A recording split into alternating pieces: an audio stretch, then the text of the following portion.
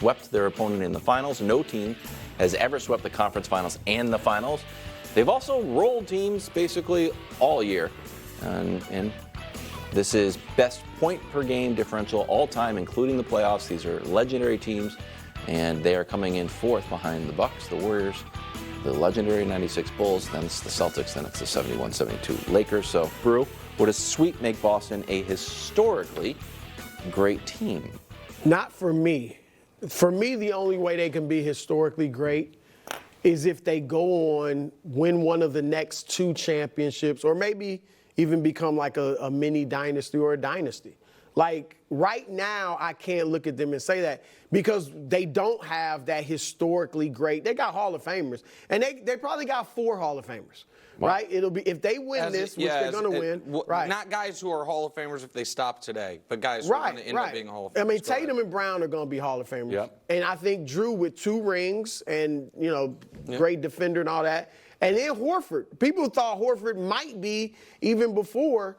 Now I think with his championship, he probably will be. So when you look back, you'll say 4 Hall of Famers. Yeah. On paper, look, even though I don't think they are, if on paper, it will be hard to argue because the numbers, you didn't throw in the 64 wins. They will have been 16-2, I think you showed that if they sweep them.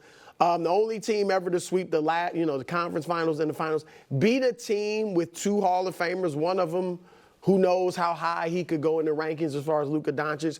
So on paper, it'll be hard to deny top-ranked offensive team ever, 3rd-ranked defensive team in this season. So they've got it all on paper, but I will not think of them as like an all-time great team unless they become somewhat of a dynasty. Let me ask you this question, Wilds, before I give my answer. Mm-hmm. What do you think is the best champion in the last 2 years, assuming Boston wins? I think Denver would give them a lot of trouble. Do you think Denver last year is better than Boston this year? Well, it's a little bit tricky. You're pulling at my heartstrings. Well, I'm just asking. You're Denver all the way. You don't wave pom-poms for anyone. Today. And can I say something? Mm-hmm. The Celtics are at 500 or better against every single team in the NBA except one. Yeah, what's the Denver? So we might just be in a legendary run. He got you. It's like New Haven Pizza. So How here's can there be 2 legendary places right next to each other? So here's why I say that. No, you got him. You nailed it. No, I know. But I didn't really. Because you were going to say, they're all-time great. Yeah, they're not even better than Denver. Well, what if it's Lakers-Celtics in the 80s? Well, hold on. But that'd be nice. Right, but then, I got you. Right, but then, that'd be nice by the way, the Lakers in 1980 and the Celtics in 1981 were neither even close to the best iterations of those dynasties, and B, weren't all-time great teams. They just weren't at that moment. Now when we roll it into what they did over the course of the decade, so that Denver last year is not an all-time great team in my opinion. Again, this is one of those like who's the poorest rich guy thing. We're talking amongst the champions. There's only been 76 champions or whatever in the history of the league. Like that's what we're talking about. Had Denver repeated this year, might feel differently. Like, because that is, unless you have I think there are just some certain ephemeral benchmarks and really it's almost never when it's your first championship. I think there's one team that won 1 championship and we still think of the 83 Sixers. 83 Sixers. Right. Because Moses was an MVP and but isn't it weird? Dr. J was a legend. If we're starting like game 1 to the final game of the final, like that's the parameters for a great team. That's the season. That's the team. No.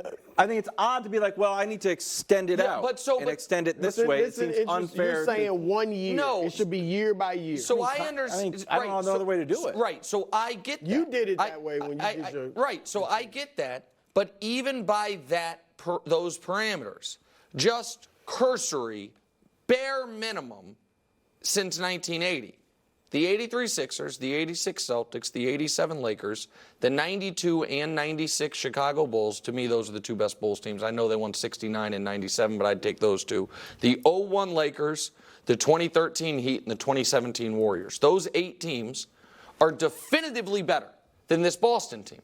And so when we say, I'm not trying to be a jerk, but when you say definitively just better, in my are we opinion. like, that's what I mean. Yes, though, but I can be, my but you're opinion. usually like when you look at net rating and where they are in this. Right, but and so here's statistically, here's the problem. The margin of problem, victory, all right? that So stuff. the problem with doing any of that is all of it is going to be polluted by the fact that we are talking about their individual rankings and numbers within a season, and these are different teams in different seasons, and you know what I mean, different spots in the league and history, all of it. So I do understand the argument for them is pretty bulletproof. Here's the numbers. Right. Yeah. They are going to win 80 games. If they finish, go 80 games, lose 20, go undefeated on the road in the playoffs. They blew everyone out. You know what I mean? They have 5 excellent starters. I understand that. And I can't say that's a bad argument. I can just tell you, if you were asking me, Nick, you were born in 1984, tell me the 10 best basketball teams you ever saw. I think the 08 Celtics are better than this Celtics team, even though the 08 Celtics faced elimination twice in the playoffs. Yeah. Like, That's weird. I get it. and so I don't think, if you were asking me, do I think Denver last year would have beaten this year's Boston team? The way Denver is playing those playoffs, I do, and that's not. I know that's frustrating to people, and maybe not fair, and maybe I'm still underrating them. But it's just how I feel. It's also the challenge of being in an era of parity, where this will be the 6th new champion in 6 years. None of them, I mean, Golden State, although you wouldn't put them in there, none of these 6 will kind of go down as all-time great teams, because all-time great teams win multiple championships for the most part. You know what? Fair argument. Well, yeah, I started with a big joker. 1 points. Finals MVP odds have moved from Tatum to Brown. Now Brown the big favorite. Tatum coming in 2, and Luka. I wouldn't bet that if I were you. This series, here's Tatum and Brown, what they've been doing statistically. The odd part about this is nobody's shooting well from 3. Yeah, 25% for Jalen Derek Brown. White Brown is, shooting right? Well, Derek, no, I mean these Oh, guys. you mean of those two? I Sorry. but he feel like shoots Tatum's well shooting overall. poorly. Yeah. That you can live with. All right, so Brew, who deserves the MVP? It's Brown. I mean, it's not even a question. And that's no slight on Jason. He hasn't shot well. We know that, and there's no doubt about it. But even if you want to try to make the argument for Tatum, Brown has not only been better overall, he's been better in the big moments. All right, last night, you look here, this was the big shot. Now, Tatum had the nice dunk, which was a pass, but this shot put them up 4 with a minute left.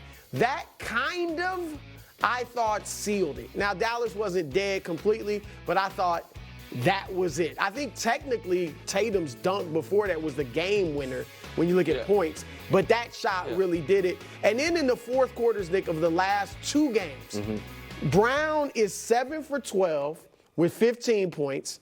Tatum is 2 for 12 with 9 points. So just in the clutch, I mean, he's been much better. It's Tatum. It's Brown, no doubt. Yeah, I mean, so Tatum's taken 15 more shots than any Celtic. He hasn't been efficient. I think he has been one of the only Celtic of their 5 starters that has been taken advantage of defensively at times. And Brown's been excellent on both sides of the wall. So I don't think it's close. No. And I don't think Tatum right now is second. I know he is in the odds. I think Drew Holiday is second. I know Drew the numbers are not going to show it. Not as much as expected. Right, you know. right, but I guess my answer would be it's Brown. But at least Drew has had one A-level game. I don't think Tatum's had an A game yet this series. But he's been good over. I think he's played a good floor game. He just hasn't shot well. So to me, that's really all this. And so right now, if you dig into it, so in the restricted area, Jaylen Brown, by the way, is 15 of 15 in the restricted area.